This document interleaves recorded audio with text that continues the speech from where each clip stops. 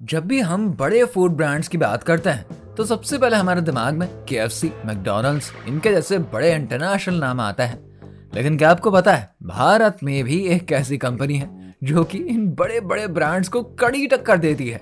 जी हाँ, हम बात कर रहे हैं हल्दीराम की, जो कि एक छोटी सी दुकान से शुरू होकर आज 80 से भी ज्यादा देशों में अपने प्रोडक्ट्स को एक्सपोर्ट कर रही है। आखिर कैसे हल्दीराम ने छोटी सी दुकान से लेकर $1 बिलियन की कंपनी बनाने तक का सफर तय किया है। चलिए आज के वीडियो में जानते हैं हल्दीराम के संघर्षों और सफलता की पूरी कहानी। हल्दीराम की कहानी शुरू होती है बीकानेर के एक छोटे से परिवार से। आपको बता दें, हल्दीराम के ग्रैंडफादर बाजार में एक छोटी दुकान पर भुजिया बेचते थे। बचपन से ही हल्दीराम को भुजिया बनाने में दिलचस्पी थी।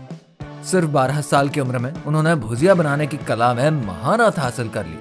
वो अपने ग्रैंडफादर की दुकान पर बैठने लगे, लेकिन वो सिर्फ इससे संतुष्ट नहीं थे। हल्दीराम जी कुछ बड़ा करना चाहते थे। हल्दीराम ने देखा राजस्थान में लोग मोठ की दाल को बहुत पसंद करते हैं। वहीं से उनके दिमाग में एक आइडिया आया। उन्होंने बेसन के बजाय मोठ की दाल को अपनी भुजिया में मिलाना शुरू कर दिया। इस बदलाव ने तो जैसे चमत्कार ही ला दिया। हल्दीराम जी की भुजिया मार्केट में एकदम हिट हो गई।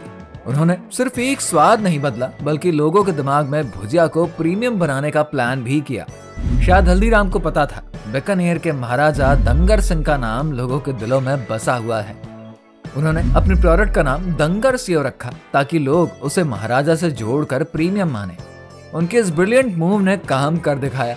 लोग उनके भुजिया को नॉर्मल प्रोडक्ट से ज्यादा बेहतर समझने लगे और वो 2 पैसे के बजाय 5 पैसे पर किलो में खरीदने भी लगे। वहीं आपको बता दें, हल्दीराम के बिजनेस में सब कुछ ठीक चल रहा था, लेकिन 1944 में एक बहुत ही बड़ा ट्विस्ट आ गया। परिवार के झगड़े की वजह से हल्दीराम को अपना घर और बिजनेस छोड़ना पड़ा। बिना कोई संपत्ति के वो रातों रात सड़क पर आ गए, लेकिन उन्होंने कभी भी हार नहीं मानी। उनकी पत्नी चंपा देवी स्वादिष्ट मूंग दाल बनाती थी, इसलिए दोनों ने मिलकर मूंग दाल बेचने का काम शुरू कर दिया। धीरे धीरे हल्दीराम जी ने फिर से भुजिया बनाना शुरू किया और उनकी शॉप खुल गई। उनकी भुजिया की क्वालिटी और टेस्ट के चलते लोग घंटों लाइन लगाकर खरीदने लगे उसको। वहीं साल 1950 में हल्दीराम कोलकाता में एक शादी में शरीक हुए और वहां पर उन्होंने भुजिया सर्व किया। लोगों का रिएक्शन देखकर वो हैरान ही रह गए।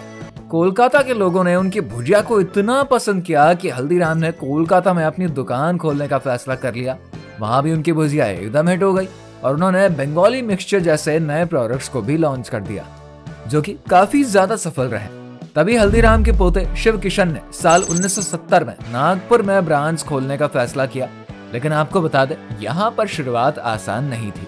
नागपुर और महाराष्ट्र में भुजिया की ज्यादा डिमांड थी ही नहीं, इसीलिए शिव किशन ने पूरे मार्केट की रिसर्च करी। उन्होंने देखा कि महाराष्ट्र में स्नैक्स की कम जानकारी और स्वीट्स की लिमिटेड रेंज है।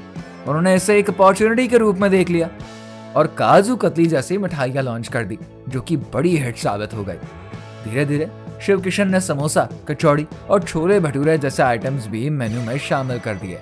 शिव किशन को एक रेस्टोरेंट में जाकर आइडिया आया कि क्यों ना हल्दीराम को सिर्फ एक शॉप से बढ़ाकर रेस्टोरेंट में बदल दिया जाए। उन्होंने साउथ इंडियन डिशेस जैसे कि डोसा और इडली के साथ अपनी नमकीन और मिठाइयों को भी रेस्टोरेंट में शामिल कर दिया। इसका नतीजा हुआ ये कि हल्दीराम जी का रेस्टोरेंट मॉडल बेहद ही सफल हो गया और नागपुर में उनके कई आउटलेट्स खुल गए।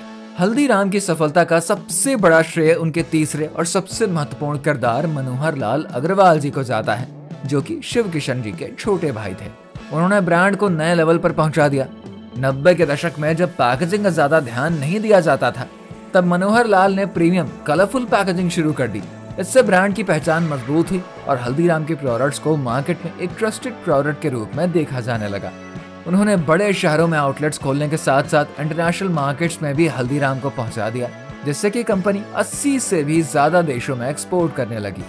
मनोहर लाल जी ने ब्रांड की पोजीशनिंग के साथ साथ मार्केट ट्रेंड्स पर भी ध्यान दिया।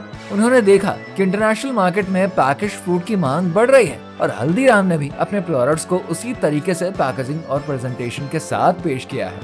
यही कारण है कि हल्दीराम आज भी अपनी हाई क्वालिटी प्रोडक्ट्स की वैरायटी के लिए ही जाने जाते हैं। वो अपनी भुजिया से लेकर रसगुल्ला तक हर प्रोडक्ट में क्वालिटी मेंटेन करता है। हल्दीराम ने समय के साथ साथ ऑनलाइन प्लेटफॉर्म्स पर भी फोकस किया, जिससे कि उनकी सेल्स में जबरदस्त इजाफा हुआ। आज हल्दीराम के प्रोडक्ट्स अमेरिका, सिंगापुर और यूके जैसे देशों में भी खूब बिक रहे हैं। हल्दीराम ने अपने डिस्ट्रीब्यूशन नेटवर्क को इतना स्ट्रांग बना लिया कि भारत के लगभग हर शहर में उनके प्रोडक्ट्स आसानी से मिल जाते हैं। तो कैसी लगी आपको इंटरेस्टिंग वीडियो? कमेंट करके जरूर बताइए।